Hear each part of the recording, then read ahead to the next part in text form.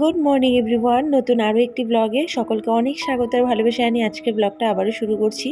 ঘড়িতে বাজে এখন ওই 7:30 মতন, আর আজকে হচ্ছে গিয়ে বৃহস্পতিবার। তো সকালে উঠে মানে কালকে থেকেই মাথার মধ্যে কাজ সেট করে নিয়েছিলাম যে এটা কাজ করব, যেহেতু ব্লগে প্রতিদিন একরকম একঘেয়ে কাজ ভালোও লাগে না দেখতে। আর তার থেকেও বড় কথা যে কদিন থেকেই মাথার মধ্যে ছিল যে এই ঠাকুরের র্যাক, তারপরে এখানে যত কৌটো কৌটাগুলো আছে সব কিছু মানে একটু মাজা ঘষা করতে হবে। বৃহস্পতিবার যেহেতু আরও পিতলের বাসন, এগুলো তো মাঝামাঝি করতে হবে। তো একটা এনার্জি তো থাকেই কাজ করার, তো তার সাথে ভাবলাম এগুলো একবারে মাজা ঘষা করে নেওয়া যাক। তো সব কিছু বের করে ঘরটা একবার ভালো করে কোনায় কাঠোনা ঝাঁটা দিয়ে নিলাম। আর এদিকে দেখো বিছানাটাও কিন্তু আমার তোলা হয়ে গেছে, শুধু বিছানাটা একটু ঝেড়ে নিলাম। বিছানা তোলা বেশ একটু আগেই হয়ে গেছে, যেহেতু সব ঝাঁটা দিচ্ছি একবারে সব ঘর ঝাড় দিয়ে বের করছি।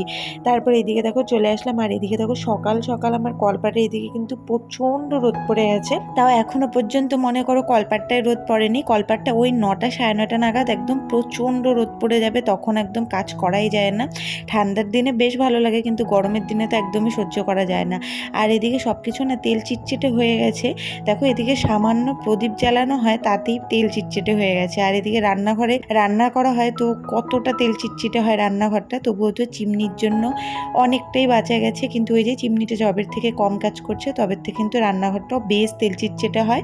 আর যার জন্য আমার মোছামুছির খাটনিটা অনেকটা বেড়ে গেছে। ধোয়াধুয়িটা, মোছামুছি সব কিছুই অনেকটা ঝামেলা হয়, যার জন্য রোজ কৌটোগুলো একটু মুছে টুছে নেই। সব দিন তো ধোয়া সম্ভব হয় না, কারণ সব দিন জিনিস থাকে, অনেক সময় নষ্ট হয়ে যাওয়ার চান্স থাকে। তো এখানে দেখো ছোট ছোট অনেক কৌটো আছে, সেগুলো একদম মেজে নিচ্ছি। সবগুলো মোটামুটি ফাঁকা হয়ে গেছে। আর এদিকে একটাই শুধু ওই তেলটা ছিল, তো সেটার উপর দিয়ে মেজে নিয়েছি, আর ভিতরটা যার জন্য আর মাজা হয়নি। তো তারপরে এদিকে চলে আসলাম এদিকে রান্নাটা একটু বসিয়ে দিতে। আর আজকে বাজার করার টাইম একদম পাইনি তোমাদের দাদাভাই, তো ঘরে ডিম ছিল, তো ভাবলাম যে আজকে ডিমের ঝোল করব। তো ডিম আলুটা সেদ্ধ বসিয়ে দিলাম। সেদ্ধ বসিয়ে দিলে এদিকে আমি অন্য কাজগুলো আরও সেরে নিতে পারবো। এক দিদি ভাই বা বোন আমাকে কমেন্ট করেছিলে যে কলপারে কেন ঠাকুরের বাসনগুলো মাজি, কলপারে যাতে ঠাকুরের বাসনগুলো না মাজি, কিন্তু আমার না আর কোনো অপশান নেই। আর ওই সাইডটা দেখলে কি পরিমাণ রোদ, হয়তো হ্যাঁ সাইডে রেখে আমি বাসনগুলো মেজে পরে সাইডে জল নিয়ে ধুয়ে নিতে পারতাম, কিন্তু এত রোদে বসে বসে না মানে সম্ভব নয়। যার জন্যই মনে করো কলপারেই মাজতে হয়। আর কিছু করার নেই, কলপারটা আমি ভালো করে আগে ধুয়ে নিই, ধুয়ে তারপরেই কিন্তু মানে ঠাকুরের বাসনগুলো মাজা ঘষা করি। আর এখন তো মনে করো বেশিরভাগ কাজ ওই বাসন মাজা, মাছ ধোয়, এগুলো সিঙ্কের মধ্যেই হয়ে যায়। তবুও মনে করো কলপারেও করতে হয়, করি না যে সেটা নয়, কিন্তু ওই কিছু করার নেই, রোদটা এত পড়ে গেছে না, যার জন্য করতে হলো। মাঝখানে এদিকে একটু খিদে পেয়ে গিয়েছিল, একটু আমমুড়ি খেয়ে নিলাম, খেয়ে তারপরে পিতলের বাসনগুলো মেজে নিলাম। আর যেহেতু আমি গোটা ডিম খাই না, যার জন্য আমি দুটো ডিম ফাটিয়ে এদিকে অমলেট করে নিলাম। আর তোমাদের দাদা ভাইয়ের জন্য এদিকে গোটা ডিম মানে ঝোলে দিব আর কি, আর আমারটাই অমলেট করে ঝোলে দিব। তো এটা ভাগে ভাগে করলে একটু ঝামেলাও হয়, কিন্তু আমি গোটা ডিমটা না একদমই খেতে পারি না। ডিমের আর কি যে কুসুমটা, ওটা খেতে আমার ভীষণ বাজে লাগে, যার জন্য ওভাবে করছি। আর এদিকে দেখো ডিমের ঝোলটা কিন্তু আমি একদম কম তেল মশলা দিয়ে করছি, কেন কি তোমাদের দাদা ভাইয়ের তেল মশলা খাওয়া বারণ, ডিমটা খাওয়াও মনে করো বলেছে মাসে 1-2 দিন খেতে, তো যার জন্য ডিমটাও একদমই কম রান্না করি। তো এদিকে ডিমের ঝোল রান্না হয়ে গেছে। আর আজকে একদম সিম্পল রান্না করব, যেহেতু বললাম বাজারও আনতে পারিনি, তো কি রান্না করব সেটাই ভাবছিলাম। তো ফ্রিজ খুলে দেখি যে মিষ্টি কুমড়া আছে, তো সেটাই ভাজা করে নিব।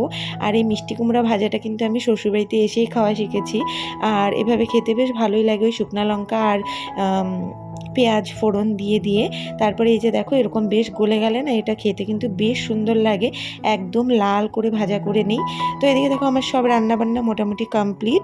তো একবারে ঘর দোরগুলো আবার একবার ঝেড়ে নিচ্ছি, ওই ঘরগুলো আর ঝাড়বো না, কিচেনটা ঝেড়ে নেব ভালো করে, ঝেড়ে নিয়ে তারপরে সব একদম মোছামুছি করে নেব।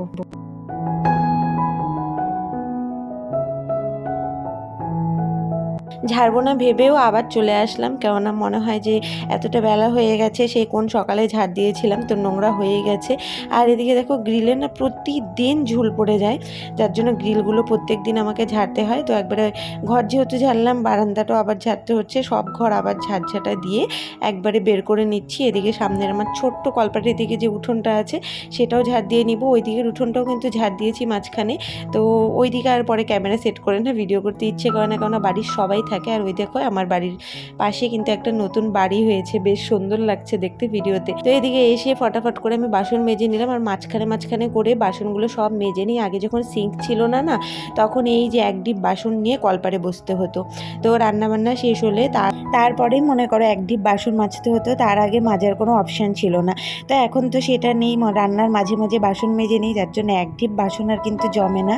আর এদিকে দেখো আমি প্রতিদিন কিন্তু ওয়ালগুলো, তারপরে চিমনি, এই সব কিছু কিন্তু প্রতিদিনই মুছে নিই, সব একবারে মুছে নিচ্ছি। আর যেহেতু একটু পরিষ্কার পরিচ্ছন্ন রেখে কাজগুলো করার চেষ্টা করি, যাতে নোংরাটা মনে করো হয়ে না যায় একদম, যে একবারে কাজ করব একবারে নোংরা হোক, তো সেভাবে আমার কাজ করতে একদমই ভালো লাগে না।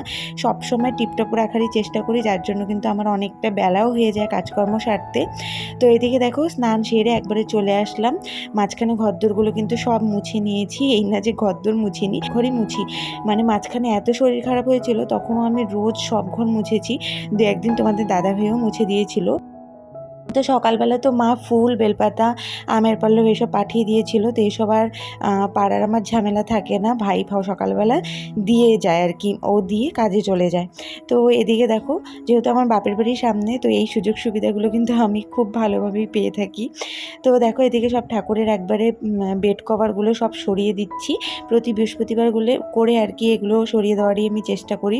কেন কি যেহেতু আমাদের বিছানাপত্র প্রতি সপ্তাহে একবার করে কাচাকুচি করা হয়, তো ঠাকুরের বিছানার চাদর বা এগুলো জিনিসও কিন্তু আমি প্রতি সপ্তাহে চেঞ্জ করে দিই। আর বৃহস্পতিবার করে এগুলো চেঞ্জ করে দিলে না দেখতেও ভীষণ ভালো লাগে, সব কিছু মাজা ঘষা, নতুন কাপড়, তো ভীষণ ভালো লাগে দেখতে।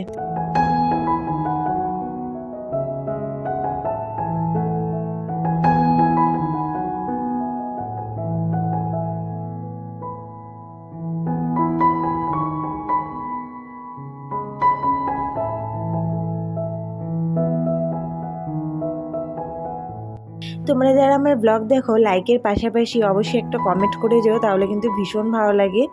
আর হ্যাঁ, আমিও তাদের ভিডিও দেখার অবশ্যই চেষ্টা করব।